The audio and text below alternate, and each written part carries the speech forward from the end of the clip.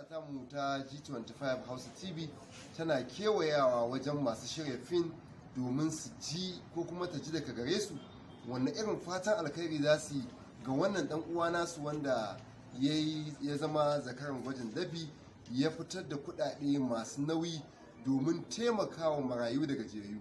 A halin yanzu muna tare da wani jarumi wanda dai na san zan so a ce ya faɗi sunan daga bakinsa. Ko me za ka iya cewa a matsayinka na jarumi mai shirin fim a faɗin Najeriya akan wannan abun alkhairin da Adam A. Zango ya aiwatar? A'udhu billahi minash shaitanir rajim. Bismillahir rahmanir rahim. Sallallahu ala nabiyil karim. Sunana Sani Garba wanda aka fi sani da SK, kuma fitaccen jarumi a wannan masana'anta ta Kannywood ta shirya fina-finan Hausa ta ƙasa baki ɗaya ko ta duniya baki ɗaya. Da farko kamar yadda Allah subhanahu wata'ala yake faɗa yake cewa a'udhu billahi minash shaitanir rajim. Bismillahir rahmanir rahim. Man zalladhi yuridu Allaha qardan hasanan fa yad'afu lahu ad'afan kaseeran. Allah ne da kansa yake cewa ina wanda zai bada rance ni kuma ranar sakamako urban masa bashi ninkin ba ninki. To irin wannan hanyar irinsa ne ake cewa sadaqatu jariya. Idan mutum ya taimaki wani, Allah zai taimaka masa, kamar inda aka taimaka 'ya'yan talakawa. Kuma dama ana buƙatar ilimi, shi kansa ilimi wajibi ne ga al'ummar musulmi ga baki ɗaya, kamar inda annabi ya ce a nemi ilimi ko da a birnin Sin a ƙasar China saboda muhimmancin ilimi.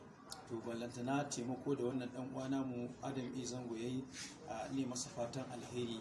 Allah ya saka masa da alheri.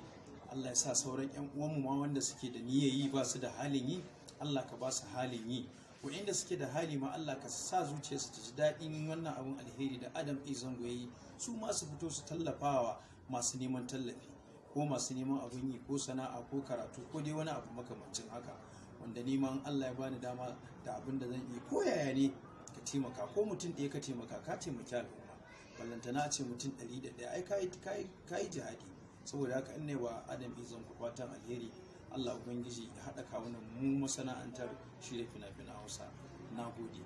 To, alhamdulillah, wannan abu da Adam A. Zango ya yi, al'umma a faɗin duniya suna ta wato ainihin godiya da munna.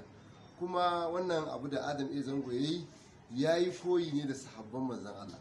Saboda sahabban manzan Allah sallallahu alaihi sun sadaukar da dukiyoyinsu da lokutansu kawai don su kafa wannan al'umma. Wannan dalili ne yasa akwai lokacin da za a tafi yaƙi, sayyidina Abubakar ya zo da ɗimbin donation, ya zo da gudunmawa, har manzo Allah sallallahu alaihi yake tambayar sa, ya Abubakar me ka bawa iyalinka? Yace na ban musu Allah da kai.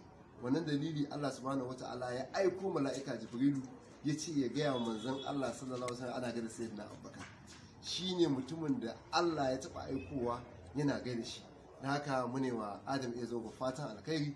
Muna fatan Allah ya taimake shi da taimakonsa, ya kare shi da karewarsa, ya ba shi kulawa da kulawarsa, ya yi masa maganin waɗanda suke so su ga bayansa. Assalamu alaikum.